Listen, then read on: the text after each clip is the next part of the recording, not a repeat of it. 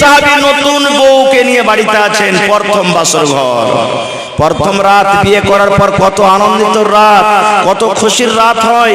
আপনারা যারা বিয়ে করেছেন জানছেন কত খুশির রাতটা হয়। মনে মনে দোয়া করে, আল্লাহ এই রাতটা 12 ঘন্টা 10 ঘন্টার না হয়, আল্লাহ যদি 50 ঘন্টার রাতটা হইতো কাইতে কত ভালো হইতো, কত খুশির ঘর। হযরত হানজালা রাদিয়াল্লাহু তাআলা আনহু নতুন সাহাবী, নতুন বউকে নিয়ে প্রথম রাত বিবির কাছে কাটাচ্ছেন। এলান হয়ে গেল, কে তোমরা বাড়িতে আছো? নবীজি বেহুশ হয়ে ময়দানে পড়ে আছেন, তাড়াতাড়ি করে তোমরা যুদ্ধের মাঠে চলে যাও। আল্লাহ রাসূল সাল্লাল্লাহু আলাইহি সাল্লাম এক লড়াইতে যাবেন, যুদ্ধতে যাবেন। নবীজি সাহাবীদেরকে বললেন, হাগো যে নতুন বিয়ে করেছো, খবরদার তোমরা লড়াইয়ের ময়দানে যেও না। ভালোভাবে শুনবেন ভাই, রাসূল লড়াই করতে যাবেন, যুদ্ধ করতে যাবেন বেঈমান মুশরিকের সাথে। নবীজি এলান করছেন গ্রামে, দেখো যে নতুন বিয়ে করেছো লড়াইয়ের ময়দানে তোমরা যেও না। যে উটনির বাচ্চা হবো হবো হয়ে আছে লড়াইয়ের ময়দানে যেও না। আম লিচু পাকবো হয়ে আছে লড়াইয়ের ময়দানে তোমরা যেও না। বয়স্ক বুড়া মানুষ তোমরা লড়াইয়ের ময়দানে তোমরা যেও না। এই কি করে করে নবী এলান করলেন, কেন? নতুন বিয়ে করেছো, যুদ্ধের মাঠে যাবে, মনখান আগা পিছা করবে, আল্লাহ রে নতুন বিয়ে করেছি, কে জানি ময়দান থেকে আর ঘুরতে পারবো কি পারবো না, যুদ্ধের ময়দান থেকে বাড়ি আসতে পারবো কি পারবো না। তোমার লিচু পেকেছে, আম পেকেছে, জাম পেকেছে, মনটা আগা পিছা করছে খাওয়ার জন্য। আল্লাহ আম গাছে পেকে গেছে, লিচু পেকেছে, আল্লাহ খাজুর পেকেছে, আমি যুদ্ধের মাঠে চলে গেলাম, বাড়তে থাকলে খাজুরটা আমি খেতে পেতাম, যুদ্ধের মাঠ থেকে আর ঘুরতে পারবো কি পারবো না আল্লাহ জানে। এই জন্য রাসূল এগুলাকে নিষেধ করে দিলেন। শেষ কথা, লড়াই করতে চলে গেলেন। এক বেঈমান, এক মুশরিক নবীর উপরে এমন ভাবে আঘাত করলেন, নবীজি বেহুশ হয়ে পড়ে গেলেন। একজন সাহাবী দৌড়াতে দৌড়াতে মদিনাতে চলে এলেন। আসার পর গ্রামে এলান করছে, রে আল্লাহর নবীর সাহাবীরা, রাত দিনের মুজাহিদ, কে তোমরা বাড়িতে আছো? কে তোমরা বাড়িতে আরাম করছো? তাড়াতাড়ি করে যুদ্ধের ময়দানে, লড়াইয়ের ময়দানে তোমরা তাড়াতাড়ি করে চলে যাও। কেন? যুদ্ধের ময়দানে নবী আমার বেহুশে পড়ে আছেন, নবীজি রক্তে রক্তিত হয়ে গেছে, বেহুশে নবীজি ময়দানে পড়ে আছেন। তাড়াতাড়ি করে কে বাড়িতে আছো তোমরা যুদ্ধের মাঠে চলে যাও। একটা সাহাবীর কথা, সেই সাহাবীটার নাম কি? হযরত হানজালা রাদিয়াল্লাহু তাআলা আনহু। ওই সাহাবী নতুন বউকে নিয়ে বাড়িতে আছেন, প্রথম বাসর ঘর, প্রথম রাত, বিয়ে করার পর কত আনন্দিত রাত, কত খুশির রাত হয়। আপনারা যারা বিয়ে করেছেন জানছেন কত খুশির রাতটা হয়। মনে মনে দোয়া করে, আল্লাহ এই রাতটা 12 ঘন্টা 10 ঘন্টার না হয়, আল্লাহ যদি 50 ঘন্টার রাতটা হইতো কাইতে কত ভালো হইতো, কত খুশির ঘর। হযরত হানজালা রাদিয়াল্লাহু তাআলা আনহু নতুন সাহাবী, নতুন বউকে নিয়ে প্রথম রাত বিবির কাছে কাটাচ্ছেন। এলান হয়ে গেল, কে তোমরা বাড়িতে আছো? নবীজি বেহুশ হয়ে ময়দানে পড়ে আছেন, তাড়াতাড়ি করে তোমরা যুদ্ধের মাঠে চলে যাও। হযরত হানজালা রাদিয়াল্লাহু তাআলা আনহু আওয়াজটা তার কানে চলে এসেছে, কানের ভিতর আওয়াজটা কেড়ে গেছে, আল্লাহ রে আমি নতুন বউ নিয়ে বাড়িতে আমি আরাম করছি, আমার দয়ার নবী লড়াইয়ের ময়দানে, যুদ্ধের ময়দানে বেহুশে পড়ে আছেন। তাড়াতাড়ি করে বিছান থেকে উঠে গেলেন হযরত হানজালা। উঠানোর পর সাইডে তলোয়ার রাখা ছিল, তলোয়ারটাকে হাতে করে নিলেন। জেরা বন্ধুরা আমার, লোহার জেরা, লোহার কুর্তা, লোহার একটা বাড়িতে কামিজ ছিল, লোহার একটা পরন ছিল, ওই লোহার জেরাটাকে পরে নিলেন। দুশমন তলোয়ার মারতে গেলে, তিল মারতে গেলে গায়ে লাগবে না, এই ধরনের সেই জেরা, লোহার একটা কুর্তা ছিল, লোহার একটা শার্ট ছিল, লোহার একটা পরনের জিনিস ছিল, সেটাকে পরে নিলেন। হাতে তলোয়ার নিয়ে নিলেন। বিবি চিন্তায় চিন্তিত, মাবুদ নতুন বউ হয়ে বাড়িতে এসেছি, স্বামী আমার হটপট করে তাড়াতাড়ি করে বিছান থেকে কেন উঠে গেলেন? আমি কি ভুল করে দিলাম? আমার দ্বারাতে কোন এমন ভুল হয়ে গেল মাবুদ রে? আমার স্বামীর হাতে কেন তালোয়ার দেখছে? আমাকে মনে হয় আজকে ছাড়বে না, আমার স্বামী আমার গর্দনটাকে উড়িয়ে দিবে। এবার তালোয়ার খানটাকে নিয়ে বন্ধুরে আমার আস্তে আস্তে করে ঘর থেকে হযরত হানজালা বের হবেন, বিবিকে ডাকতে বলছেন, বিবি রে আমি তোমার স্বামী হানজালা, চললাম লড়াইয়ের ময়দানে, চললাম যুদ্ধের ময়দানে চললাম বিবি রে। আমার নবী বেহুশ লড়াইয়ের ময়দানে, যুদ্ধের ময়দানে বেহুশ নবী পড়ে আছেন, রক্তে রক্তিত হয়ে গেছে। এই জন্য বিবি রে যদি আমি স্বামী হিসাবে তোমার খিদমতে কোনো কমি করে থাকতে পারি, আমার দ্বারাতে যদি কোনো ভুল হয়ে থাকে, এই কিছুক্ষণ সময় তোমার কাছে আমি কাটালাম, কিছু রাত তোমার সাথে আমি কাটালাম, এই কিছুক্ষণ সময়ের মধ্যে বিবি রে যদি আমার দ্বারাতে কোনো ভুল হয়ে থাকে, দয়া করে তুমি আমাকে স্বামী হিসাবে মাফ করে দাও। এই সালাম মুসাফা করে বের হন। এবার হযরত হানজালা রাদিয়াল্লাহু তাআলা আনহুর স্ত্রী নতুন বউ চট করে হাত কান্দরে বলছে, স্বামী গো এখনো আপনি আমাকে ভালোভাবে দেখেননি, আপনাকে আমি ভালোভাবে দেখিনি। আমি একটা মদিনার মধ্যে সুন্দর নারী, সুন্দর একটা বেটি ছেলে, আপনার বাড়িতে বউ হয়েছে, নারী হয়ে স্ত্রী হয়েছে যে গো স্বামী, একটুখানি দাঁড়ান, আধ ঘন্টা পর যায়েন, 1 ঘন্টা পর যায়েন, একটুখানি আপনি দাঁড়ান, তারপর আপনি যুদ্ধর ময়দানে চলে যান, আপনাকে আর বাধা করব না। হযরত হানজালা বলছেন, বিবি রে 1 মিনিট আমি আর তোমার কাছে সময় দিতে পারবো না। কেন না বিবি রে, এই যে আমি তোমার সামনে যে দাঁড় হয়ে আছি, আমার মধ্যে যে রূহ আছে, যে জানখানা আছে, এটা তোমার নয়, এটা আমার নয়, কারণ আল্লাহ তাবারাক ওয়া তাআলা জান্নাতের বিনিময়ে আমার জানখানা আল্লাহর হে বিক্রি হয়ে গেছে। আল্লাহ আমার জানখানাকে কিনে নিয়েছে।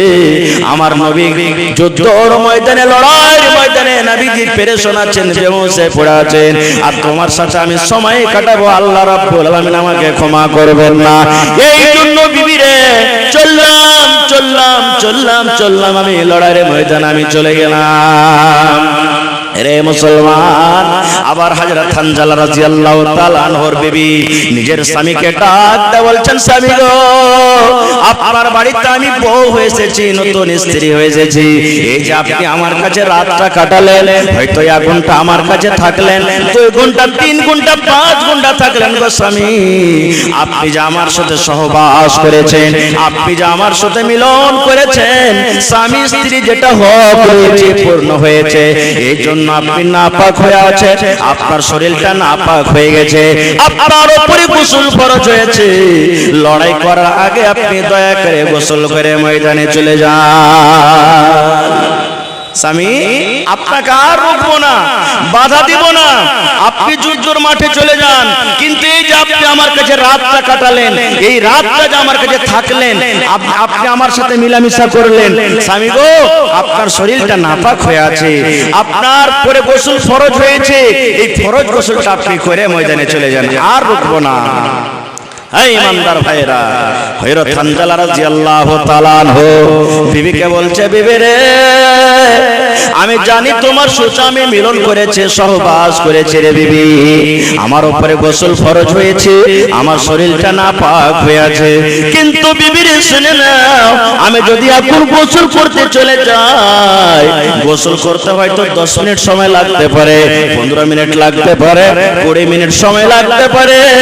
এই গোসলের মাধ্যমে যদি বিপদ হয়ে যায়, কোনো কষ্ট আমার নবীর সাথে হয়ে যায়, আল্লাহ রাব্বুল আলামিন কিয়ামতের দিন যখন আমাকে জিজ্ঞাসা করবেন, হানজালা রে নতুন বউ নিয়ে তুমি বাড়ির ভিতরে আনন্দিত খুশিতে ছিলা, আর আমার নবী লড়াইয়ের ময়দানে, যুদ্ধের ময়দানে কত পেরেশান কষ্টর হালাতে ছিল, এই জন্য বিবি রে চললাম চললাম চললাম, আমি যুদ্ধের ময়দানে আমি চলে গেলাম, আল্লাহ যদি আমাকে হায়াত রাখেন, লড়াই যদি জিততে পারি, গাজী হয়ে যদি বাড়িতে ঘুরতে পারি, বাড়িতে আসার পর আমি তখন ফরজ গোসল আদায় করব। নারে তাকবীর, হয়নি, হবে না, হতে পারে না, আমার নবীর সাথে কারো তুলনা। হয়নি, হবে না, হতে পারে না, আমার নবীর সাথে কারো তুলনা। হায়রে তুলনা তো দূরের কথা, ছায়াও মিলে না। হায়রে তুলনা তো দূরের কথা, ছায়াও মিলে না। হয়নি, হবে না, হতে পারে না, আমার নবীর সাথে কারো তুলনা। সকল নবী রাসূল ছিলেন খোদার দিওয়ানা, দো নয়নে দেখব খোদা ছিল তামান্না। সকল নবী রাসূল ছিলেন খোদার দিওয়ানা, দো নয়নে দেখব খোদা ছিল তামান্না। আর মোর নবীকে ডেকে নিলেন, আর মোর নবীকে ডেকে নিলেন, দেখবে রব্বানা। হয়নি, হবে না, হতে পারে না, আমার নবীর সাথে কারো তুলনা। হয়নি, হবে না, হতে পারে না, আমার নবীর সাথে কারো তুলনা। ইউসুফকে দেখে যারা আঙ্গুল কেটেছে, তারা কি আমার নবীর রূপ দেখেছে?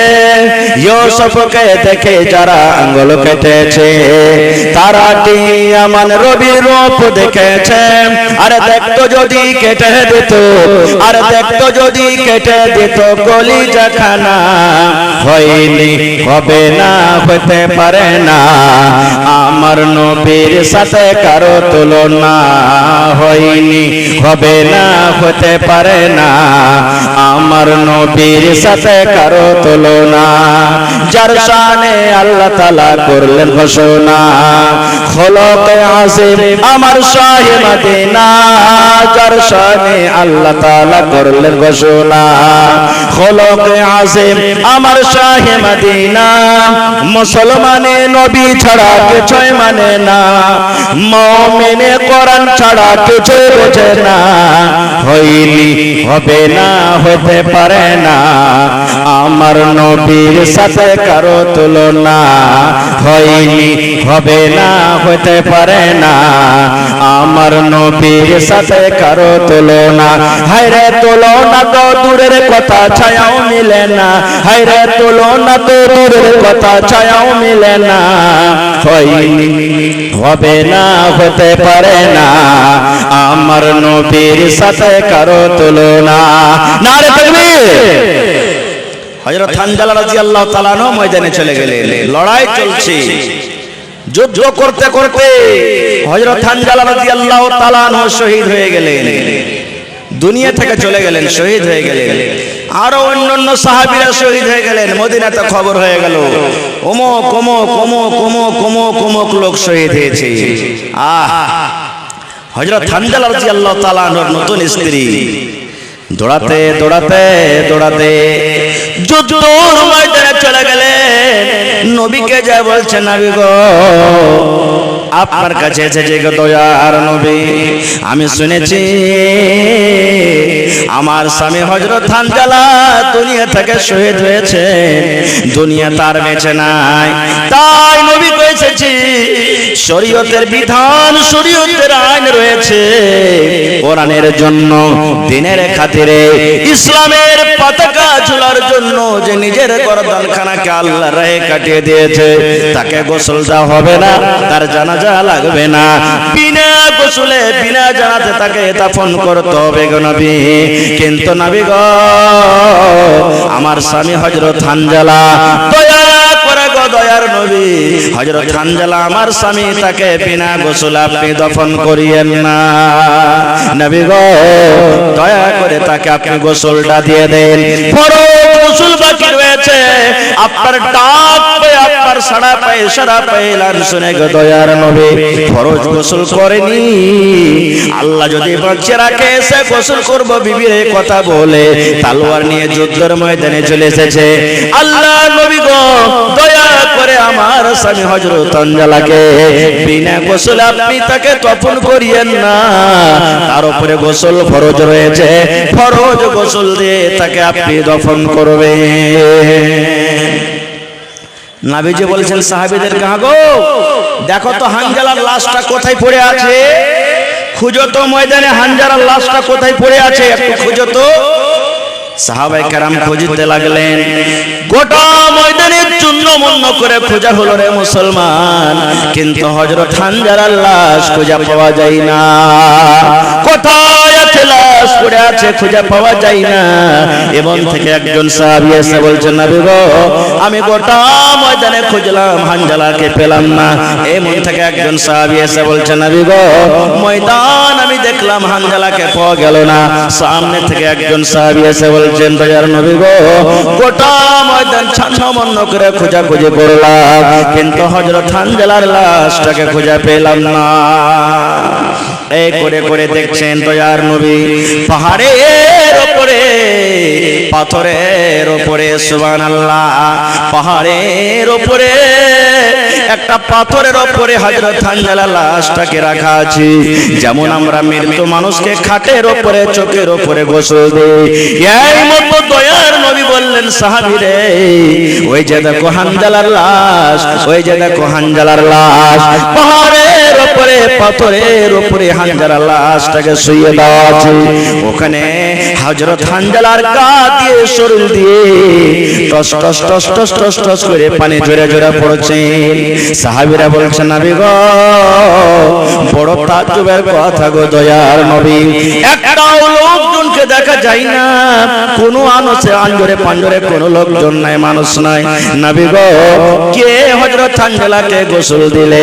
আমরা তো কোনো লোকে দিইনি, এই মাঠে ময়দানে কোনো লোক আমরা হযরত হানজালাকে গোসল দিইনি। কে হযরত হানজালাকে গোসল দিলে? একটাও লোকজন দেখা যায় না, দয়া করে বলেন গো নবীজি। আল্লাহর নবী বললেন, হযরত হানজালার ব্যাপারে সাহাবীরা, হযরত হানজালাকে দুনিয়ার কোনো মানুষ গোসল দেয়নি। আল্লাহ রাব্বুল আলামিন হযরত হানজালার কাজটাকে এত পছন্দ করেছেন, হযরত হানজালার কামটাকে আল্লাহ এত ভালোবেসেছেন, ভালোবাসা দেখায় তার আমলটাকে আল্লাহ এত পছন্দ করেছেন যে দুনিয়ার কোনো মানুষ হযরত হানজালাকে গোসল দেয়নি রে, হযরত হানজালাকে আল্লাহর ফেরেশতারা গোসল দিয়েছে। সুবহানাল্লাহ, কে গোসল দিয়েছে? হযরত হানজালাকে আল্লাহর ফেরেশতারা গোসল দিয়েছেন। এই জন্য বলে মুসলমান, হযরত হানজালার মতো আমাদেরকে হইতে হবে। যখন জানের কুরবানির দরকার হবে, জান ইসলামের খাতিরে, কোরআনের খাতিরে লাগিয়ে যেতে হবে।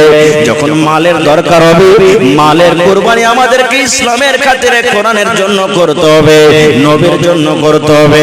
এই জন্য আল্লাহ রাব্বুল আলামিন বলেন, দুনিয়ার মানুষ রে, মুমিন তোমরা শুনে নাও, এই যে তোমার কাছে জান রয়েছে, যে জানের তুমি মালিক, বলছো এই জানের মালিক আমি। আল্লাহ বলছেন, এই জানের মালিক তুমি নও, তুমি নও। এই যে তুমি মালের মালিক বলো, এই যে মাল, জমি জায়গা, বাড়ি ঘর তোমার কাছে আছে রে বান্দা, এই বাড়ি ঘরেরও মালিক তুমি নও। কেন? আমি আল্লাহ বলেন, এরে পৃথিবীর মুমিন শুনে নাও, যে জান মাল তোমার কাছে আছে, সেই মাল, সেই জান তুমি আমার কাছে দিয়েছো, আর আমি আল্লাহ রাব্বুল আলামিন তার বিনিময়ে তোমাদেরকে জান্নাত দান করেছি। ভাই আমার, সময় আপনাদের বেশি নিব না, আল্লাহ বাচ্চা রাখে, ইনশাআল্লাহ আবার কোনোদিন বলবো। এলাকাতে আমার শুনতে আছেন মাঝে মাঝে যেখানে সেখানে, আজকে জালসাতে খুব বড় বড় উলামায়ে কেরাম এসেছেন, তারাকে শুনতে হবে। তবে ভাই, মাদ্রাসাতে এই বছরে আমদানি কম, খরচ বেশি। মাদ্রাসাতে চাঁদা এবারে বছরে হয়নি। প্রত্যেক বছর এলাকা থেকে 2.5 লাখ 3 লাখ করে কালেকশন মাদ্রাসাতে আসে, এই বছরে কিন্তু হয়নি ভাই। এই জন্য আমি ওই সমস্ত মা, খালা, দাদি, নানি, নানা, কাকা কাছে আমি আপনার আহ্বান করি যে আপনারা একটু দিল খুলে অন্তর থেকে মাদ্রাসাকে আপনারা দিয়ে যান।